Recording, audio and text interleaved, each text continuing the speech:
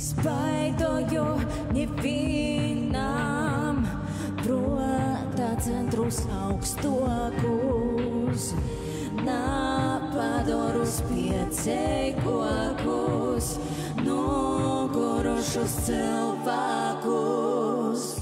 Legendam apveito i visot pret straumi īmošo latgalīša Seimaņa Putāna ailis ņiu ir restartātas jaunā skaņējumā, jaunā veidolā. Spilgti, mūsdīnīgi i tīši. Koncertu izrodīja Putāns, toreiz un tagad, i vinila platīt caur bolsim es eju, jos rečetē, runoj, bītoj, īdzīt Ūga, Nikita Grabs, Brolāns, Dana Vasiljeva, Ansis, Gustavo i citi. Par gromatu Seimaņs Putāns kūpotī roksti aktieris Gundars Āboliņš soka: skaitot ausīs skaņ teira, nasamokslota latgalīšu valoda.